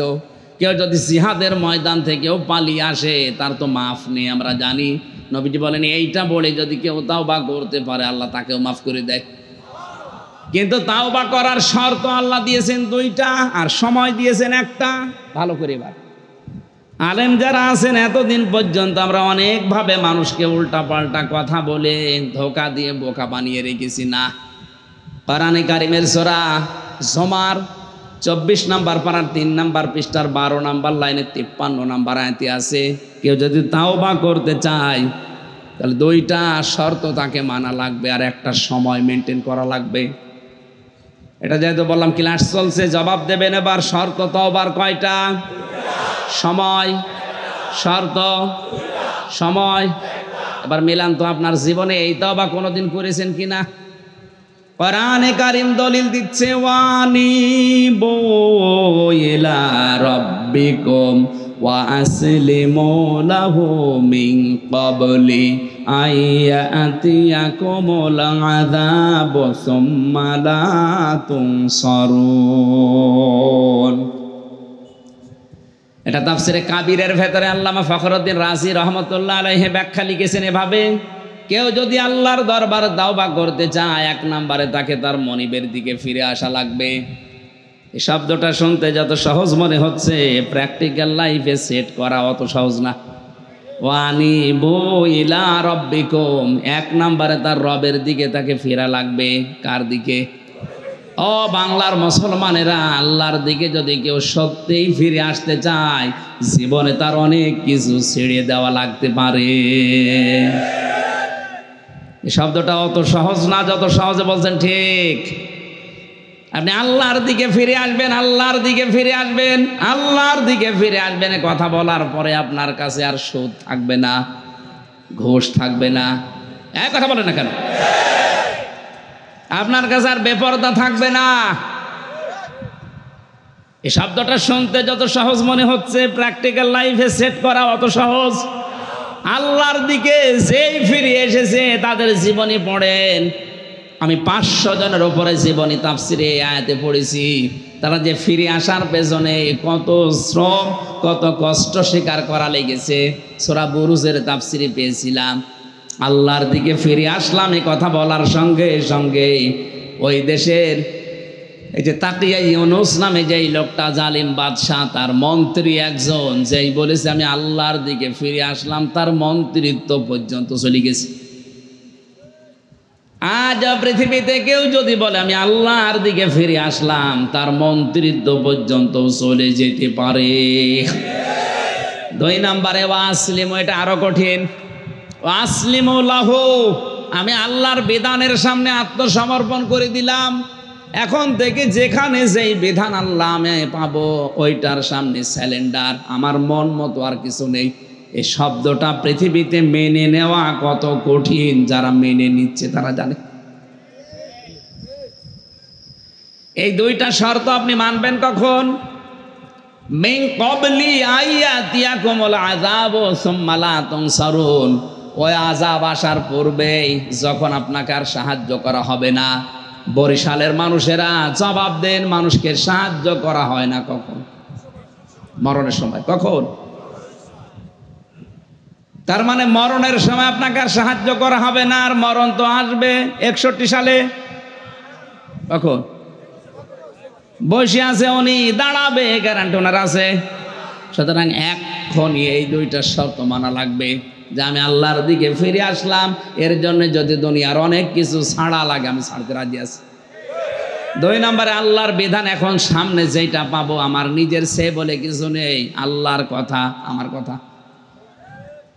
আসলিমও, আমি ইসলাম গ্রহণ করলাম, তাওবা করে স্যালেন্ডার করে ফিরে আসলাম। এই দুইটা আপনি মানবেন ওই সময়ে যখন আপনাকে আর সাহায্য করা হচ্ছে না, তার মানে মরণের সময়। আল্লাহ পাক বলেন এই দুইটা শর্ত আর এইটার সময় যদি মেনটেন করে কোনো মানুষ তওবা করে, শুধু তওবা আর ইস্তেগফার। আমি একটা কথা একেবারে স্পষ্ট বলছি, অনেকে এটা বিভ্রান্তিতে আছে। তাওবা আর ইস্তেগফার এটা কিন্তু এক জিনিস না, কারণ তাওবার শব্দ আলাদা, ইস্তেগফারের শব্দ আলাদা। তাওবার শাব্দিক অর্থ, আবিধানিক অর্থ, পারিভাষিক অর্থ আলাদা। ইস্তেগফারের শাব্দিক, পারিভাষিক, আবিধানিক অর্থ আলাদা। এই দুইটা জিনিসই আলাদা। ইস্তেগফার গফার থেকে এসেছে, বাবা ইস্তেফাল থেকে। কেউ যদি ইস্তেগফার করে, ইস্তেগফার সবসময় আপনি করতে পারবেন, আস্তাগফিরুল্লাহ আস্তাগফিরুল্লাহ আস্তাগফিরুল্লাহ, এর জন্যে কোনো শর্ত নেই। কিন্তু তাওবা যদি কেউ করে, তাওবা এত গুরুত্বপূর্ণ একটা বিষয়। তাওবা করলে পেছনের অপরাধগুলো আল্লাহ শুধু মাফ করে দেয় না, ওই জায়গাটা পুরা নেকি দিয়ে পাল্টিয়ে দেয়। আজকের এই ময়দানে এসেছি শুধু আমরা ইস্তেগফার আস্তাগফিরুল্লাহ করে চলে যাব না তাওবা করে যাব? আমি এই 33 বছর বয়স আমার, তাওবা যদি সত্যি আজকে ওই দুইটা শর্ত মেনে নিয়ে একটা সময় মেনটেন করে আমি এখন করে বাড়ি যেতে পারি, আমার বিশ্বাস করা লাগবে আল্লাহ পেছনের অপরাধ শুধু মাফ করেন নাই, ওই জায়গাটা পুরা নেকি দিয়ে আল্লাহ ভরাট করে দিয়েছে। এটার দলিল হচ্ছে সূরা ফুরকান 73 নম্বর আয়াত, ইল্লা মান তাবা ওয়া আমানা ওয়া আমিলা আমালান সলিহান ফাউলাইকা ইউবাদদিলুল্লাহু সাইয়্যাতিহিম হাসানাত। দুইটাই বহু বছর। কেউ যদি তাওবা করে আর ভালো ভালো কাজ করার সিদ্ধান্ত নিয়ে জীবন চালাতে আরম্ভ করে, ওর পেছনের তাওবার কারণে আমি অপরাধ একটাও রাখি না। ইউবাদদিলুল্লাহ বাদদালা ইউবাদদিলু তাবদিলান ফাহুয়া মুবাদদিলুন, বদল করে দি, পাল্টিয়ে দি, ওই জায়গাটা পুরা ভরাট করে কি দিয়ে? সাইয়্যাতিহিম হাসানাত, গুনার পরিবর্তে নেকি দিয়ে। সুতরাং আজকের এই ময়দানে এসে আমাদের লস হয়নি। এ মুরব্বী যদি সত্যি আজকে এই তাওবা করে নিয়ত করতে পারে যে আমি তাওবা করব, ওনার 80 বছরের জীবনের অপরাধগুলো আল্লাহ শুধু মাফ করবে না, পুরা জায়গাটা নেকি দিয়ে পাল্টিয়ে দেবে। এ তাওবা করতে রাজি আছি না আমরা? মুসা নবীর জামানায় তিনি বললেন এখানে এরকম একটা মানুষ আছে, কিন্তু কে আমি জানি না, তবে আছে। আজকে আমি সবাইকে নিয়ে তওবা করছি, সেই লোকটাও যেন তওবা করে। সবাইকে নিয়ে তওবা আরম্ভ করলেন, ওই লোকটাও তওবা করেছে। মোনাজাত করতে দেরি, এবার পানি আল্লাহ দিতে দেরি করেননি। বলেন তো, তালাতালি করা লোক ছিল, এই জন্য নবীর দোয়াও কবুল হচ্ছে না। এখানে যদি এরকম তালাতালি করা লোক থাকেন, চলে যান। ওই যে চলে যাচ্ছে, যান। না না চলে যাক, না তো আমাদের মোনাজাত কবুল হবে না। এ মাহফিল মাঠে মারা যাবে, চলে যাক, আগে চলে যাক, বের করে দেন, এরপরে আমরা অন্তত পরের আয়াতে যাচ্ছি। যাক, ওই লোকটা তালাতালি করে না, চলে যাচ্ছে কোন কারণে?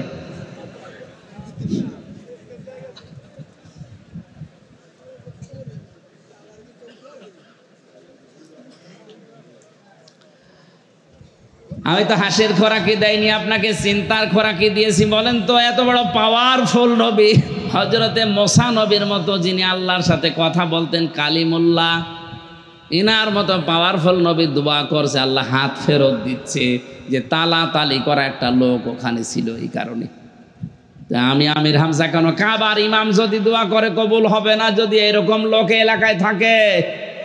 সুতরাং এই রোগে যারা রোগী আছেন এক্ষুনি তওবা করবেন, নয়তো আপনার জন্য জাহান্নামে হুতমার দরজা কিন্তু খোলা।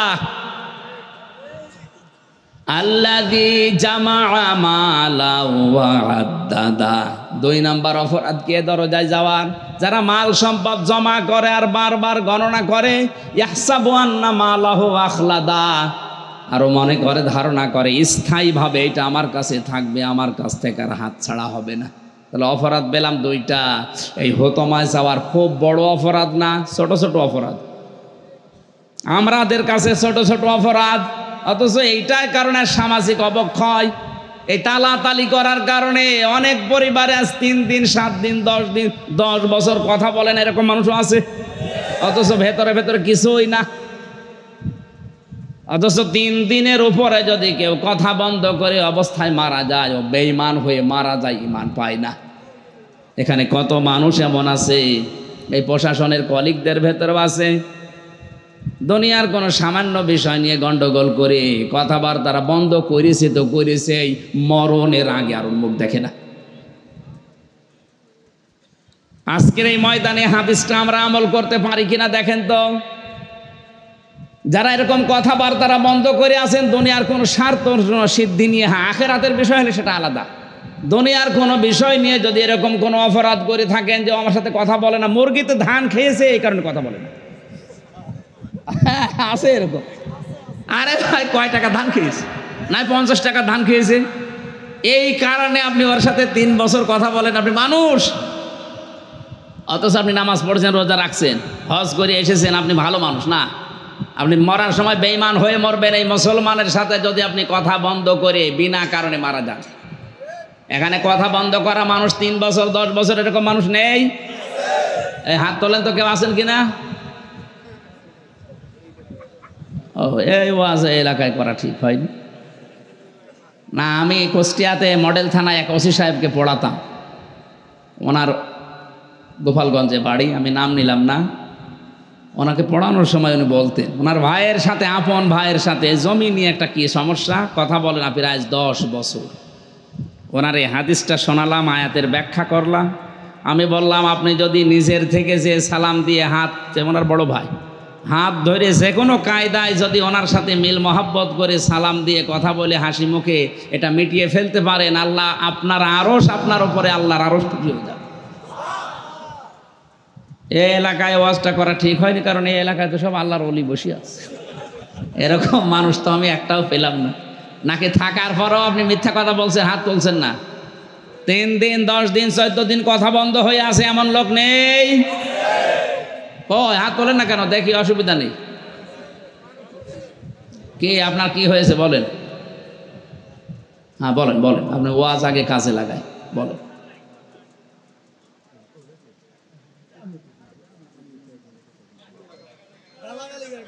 ও গালাগালি করে এই জন্য কথা কাটা না। আমি আবার বলছি মাসলাটা, আখেরাতের কোনো বিষয় হলে সেটা আলাদা, আখেরাতের সাথে রিলেটেড আছে এরকম। দুনিয়ার কোনো স্বার্থ সিদ্ধির সাথে যদি কোনো সম্পর্ক থাকে, এটার জন্য কথা বন্ধ করা যাবে না, সম্পর্ক ছিন্ন করা হারাম। এখানে অনেক মানুষ আছে আত্মীয় পাতিয়েছে, ধর্ম আত্মীয়, ধর্ম ভাই, ধর্ম বোন, ও বছরে 10 বার যায় সেখানে, আর নিজের আপন বোন গরিব মানুষ আজ 5 বছর যায় না। না আপনার নাম না। যারা মাল সম্পদ জমা করছে আর বারবার গণনা করে আর মনে করে এটা স্থায়ীভাবে আমার কাছে থাকবে। এবার মাল কি? মাল মানে যারা মনে করছেন মাল মানে শুধু টাকা পয়সা সম্পদ না, মালের 5টা ব্যাখ্যা আছে তাফসিরে। 1 নম্বরে মাল মানে পৃথিবীর নেককার স্ত্রী। আর দুনিয়া কুল্লুহা মাতাউন ওয়া খায়রু মাতাউদ দুনিয়া ইমরাতুস সালিহা। নবীজি পৃথিবীর সব কিছু সম্পদের ভেতরে উত্তম সম্পদ হচ্ছে আল্লাহওয়ালা মেয়ে মানুষ। আল্লাহওয়ালা মেয়ে মানুষ শ্রেষ্ঠ সম্পদ এটা দুনিয়ার। এখন আল্লাহওয়ালা মেয়ে মানুষ নারী স্ত্রী এরা কারা? 4টা গুণ যাদের ভেতরে আছে এটা আল্লাহওয়ালা মেয়ে মানুষ। 1 নম্বরে যাদের স্বামী বাড়িতে আসলে দুনিয়ার সব কাজ বাদ দিয়ে স্বামীকে খুশি করার জন্য এগিয়ে যায়। এরকম মহিলা তো ঘরে ঘরে না। 2 নম্বরে স্বামী যখন বাড়িতে আসবে, স্বামীর জায়েজ হুকুম যদি হয়, জীবন চলে গেলেও স্বামীর জায়েজ হুকুম মানা লাগবে। সম্মানিত মা বোনেরা যারা কোথায় বসে আছেন আমি জানি না, কে কি মনে করেন আমি তাও জানি না, আপনি কি ইবাদত করে জান্নাতে যেতে পারবেন না? 4টা শর্ত দিয়েছেন নবীজি, তার ভেতরে 3 নম্বরে আপনার স্বামী। এই যে মর্যাদা মূল্য কত আপনি এখনো টের পাননি। নবীজি জানিয়েছেন আল্লাহ বাদে যদি সেজদা জায়েজ থাকতো, স্ত্রী লোকের কানের কাছে মুখ নিয়ে বলতাম স্বামীর পায়ে সেজদা করো। এত মর্যাদা এত দাম তার, আপনি তাকে গুরুত্বই দিতে চান না, আর জান্নাতের আশা করেন। মনে করছে আমি নামাজ পড়ি, রোজা রাখি, কালো বোরকা পরি। কিসের কালো বোরকা? আপনার আসল তো ওইটা। স্ত্রী মারা গেলে স্বামী যদি লাশ দেখে বলে না আমার স্ত্রী কিন্তু সত্যি ভালো ছিল, নবীজি বলেন আল্লাহ তাকে মাফ করে জান্নাতে দিয়ে দেবে। আমি সহ যত স্বামী এই যে বসে আছে, মিথ্যা কথা বলবেন না, কোরআন শরীফ আমার সামনে, একেবারে মাথার উপরে নিয়ে বলছি, সত্য কথা বলবেন 100 ভাগ। এখন যদি বউ মারা যায় সত্যি বলতে পারবেন আল্লাহকে সাক্ষী রেখে যে আমার বউ 100 ভাগ আমার মন মতো ছিল? এরকম বলতে পারবেন? কারা হাত তোলেন তো। এই এলাকার বউ তো সব আল্লাহর ওলি, এই এলাকায় ওয়াজ দেওয়ার দরকার নেই, আপনি এই এলাকায় গান দেবেন। দেখে সব স্বামী তার বড় করে খুশি, কারণ আমরা স্টেজে যে কয়জন হাত তুলতে পারলাম না। সম্মানিত মা বোনেরা ভালো আলহামদুলিল্লাহ এলাকার, আমি জানি বরিশালের মেয়েরা ভালো, এটা সমস্যা আছে সিলেটে, হাত তুলতে চাই না। তার মানে 100 ভাগের 98 জন স্বামী তার স্ত্রীর ওপরে নারাজ, 100 ভাগ খুশি না। এই এলাকা ইসলামপন্থী মানুষের একটু বেশি, তো পর্দা পশিদায় বরিশাল বিভাগে বেশি। আল্লাহ যেন এটা একেবারে কিয়ামত পর্যন্ত কায়েম রাখে। স্বামী অনেক দামি জিনিস, আপনি টের পাচ্ছেন না। তাই আপনার আমল আখলাক যদি কমও থাকে, স্বামী যদি খুশি থাকে জায়েজ কাজে, আপনি জান্নাত পেয়ে যাবেন। 3 নম্বরে, স্বামী যদি আপনাকে যেই কাজে রাজি থাকে আর ওটা যদি জায়েজ কাজ হয়, আপনাকে কষ্ট হলেও রাজি থাকা লাগবে। এখানে আমি সহ স্বামী যারা আছি, প্রত্যেকটা স্বামী চাই যে বিবাহের পরে আমার মা বাবা যেন আমার সাথে থাকে, কিন্তু 100টার 98টা বউ এটা চাই না। এই কথা বলেন না, আপনি জান্নাত পাবেন না। স্বামী পছন্দ করছে তার মা বাবা তার সঙ্গে থাকবে, সে আনন্দ পায়, খুশি হয়, আর আপনি এ কাজে খুশি না মানে। 4 নম্বরে, স্বামীর সম্পদ এবং সন্তান আপনি দেখে রাখবেন এবং ইসলামের পথে টিকিয়ে রাখার জন্য চেষ্টা চালাবেন। যখন বাইরে থাকবে তার সন্তান এবং সম্পদ আপনি হেফাজত করবেন, রক্ষণাবেক্ষণা করবেন। এই 4টা গুণ যার ভেতরে আছে, ওই মহিলা আল্লাহর নবীর ভাষায় নেককার, শ্রেষ্ঠ সম্পদ এটা। আল্লাহ এরকম বউ আমাদের ঘরে দান করেন, বলেন আমিন।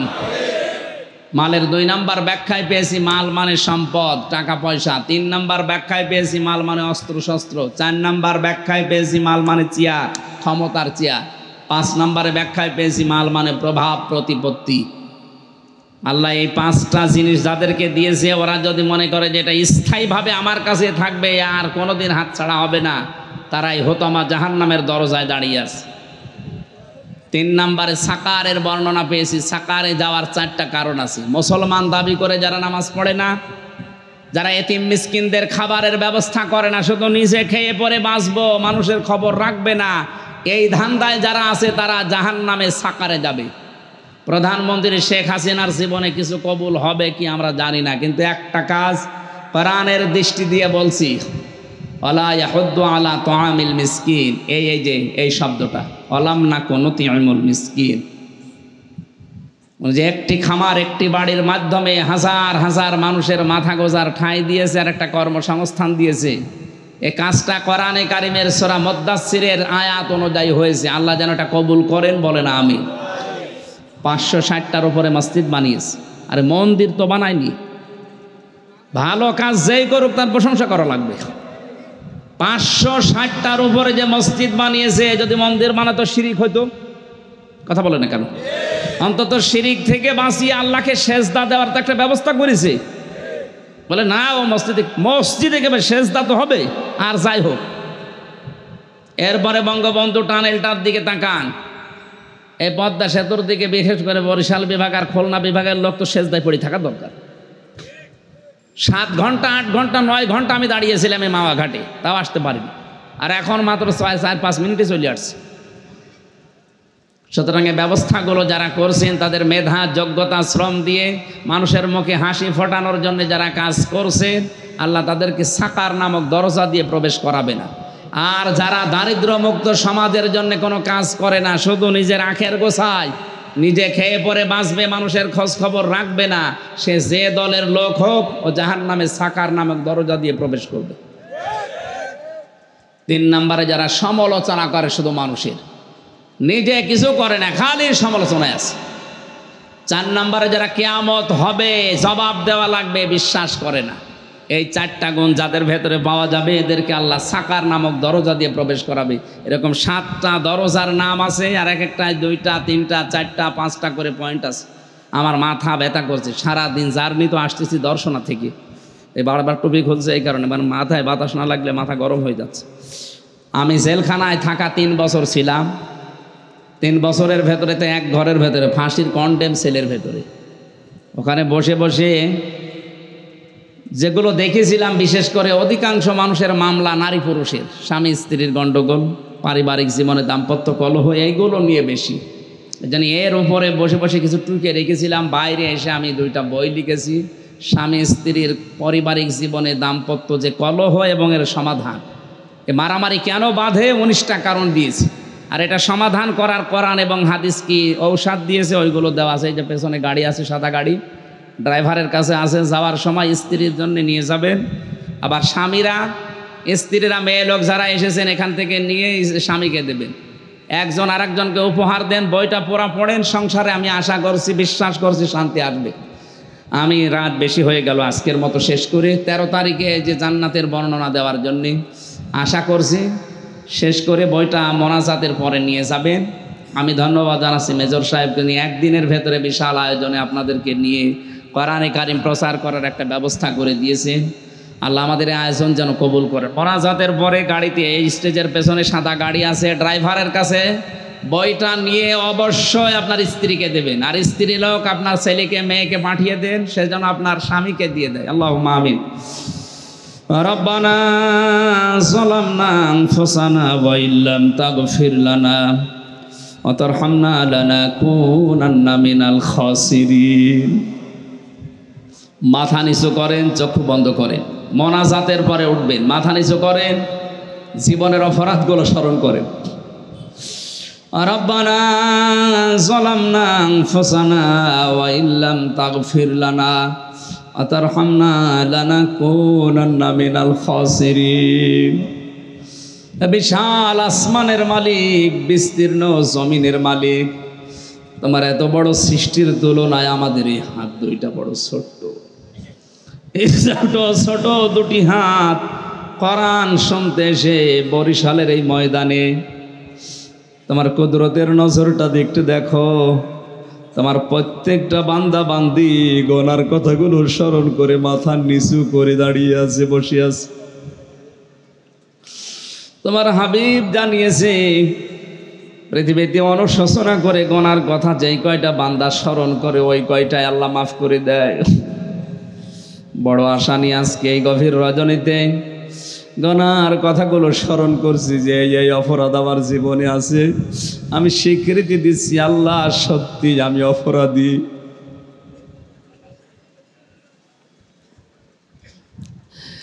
রব্বুল আলামিন, অপরাধের দিকে তাকালে হয়তো তোমার মাফ করতে ইচ্ছে হবে না, গোনার দিকে না তাকিয়ে তোমার রহমতের দিকে তাকাও, জিন্দেগীর গোনাগুলো মাফ করে দাও। যত গোনা করিয়াছি গোপনে মাফ করে দাও আল্লাহ তুমি নিজ গুণে। আল্লাহ তাআলা বিশাল আয়োজনে খুশি হয়ে যদি সওয়াব কিছু দিয়ে থাকো, কোটি কোটি গুণে বাড়িয়ে বিশ্বনবীর রওজায় পৌঁছিয়ে দাও। যত মানুষ কবরে আছে হযরতে আদম থেকে আজকের দিন পর্যন্ত কবরগুলো জান্নাত বানাও। মাহফিলের সম্মানিত সভাপতি আবুল কালাম মোল্লা ভাইকে কবুল করে নাও। আমাদের প্রধান অতিথি বীর মুক্তিযোদ্ধা আল্লাহ আমাদের অভিভাবক জনাব মহসিন শিকদার সারা জীবন জনগণের দায়িত্ব পালন করেছে, জানমাল ইজ্জত আবরু হেফাজতের জন্যে বয়সের একটা দ্বার প্রান্তে পৌঁছিয়ে গেছে। আল্লাহ তুমি তাকে মাফ করে দাও। তাকে মাফ করে দিলে তোমার ক্ষতি হবে না, তাকে শাস্তি দিলেও কোনো লাভ হবে না। আল্লাহ মেহেরবানি করে তোমার বান্দা মহসিন শিকদারকে ক্ষমা করে দাও। তার সন্তানও হাত তুলেছে, তার ছেলেটাকেও মাফ করো। তার একটা ছেলে অসুস্থ হয়ে আছে, আজকে দেখলাম, তাকে শেফায়ে কামেলা আজেলা নসিব করে দাও। রোগ দেওয়ার মালিকও তুমি, ভালো করার মালিকও তুমি, আমরা বিশ্বাস করি। মহসিন সাহেবের ওই সন্তানটাকে আবার সুস্থ করে তাদের কোলে ফিরিয়ে দাও। মহসিন সাহেবের স্ত্রীকে ক্ষমা করো, তার মা বাবা কবরে আছে, কবরটা তুমি জান্নাতুল ফেরদাউস বানাও। আল্লাহ তাআলা এই দেশের দায়িত্বে যাদের হাতে, আমাদের জননী শেখ হাসিনা থেকে শুরু করে যত মানুষ দায়িত্বে আছে তাদেরকে অমরের মতো সততা দিয়ে দাও। বাংলাদেশ স্বাধীন করার জন্য যারা শ্রম দিয়েছে, জীবন দিয়েছে, বাংলার বন্ধু বঙ্গবন্ধু শেখ মুজিবুর রহমান থেকে যত মানুষ মাটির নিচে ঘুমিয়ে আছে, বাংলার এই মাটিগুলো তুমি জান্নাতুল ফেরদাউস বানিয়ে দাও। এই জেলার ডিসি, এসপি, টিওনো, ওসি সাহেব সহ আমার পুলিশ সদস্য ভাইরা যারা এসেছে, নিজেদের মা বাবা, আত্মীয় স্বজন, স্ত্রী পুত্র ছেড়ে যারা দেশ এবং দশের দায়িত্ব পালন করছে, এদের শরীরটা সুস্থ রাখো। এদের এই দায়িত্বগুলো তুমি ইবাদত হিসাবে কবুল করে নাও। মা বোনেরা পর্দার আড়ালে বসে আছে, খাদিজার মতো, আয়েশার মতো তাদের বানাও, রোগ শোক থেকে তাদের বাঁচাও। আগামীতে এই মাহফিলটা কোরআনের জন্য আরো বিশাল আকারে কবুল করে নাও। কখন কার মরণ চলে আসে জানি না। জাহান্নামের যে দরজার বর্ণনাগুলো দিয়েছো, একটাতেও যেন প্রবেশ করা না লাগে, সব দরজা আমাদের জন্য বন্ধ করে দাও। বারাকাল্লাহু লানা ওয়া লাকুম ফিল কোরআনিল আযীম। একবার হলেও যেন পড়তে পারি লা ইলাহা ইল্লাল্লাহু মুহাম্মাদুর রাসূলুল্লাহ। আসসালামু আলাইকুম।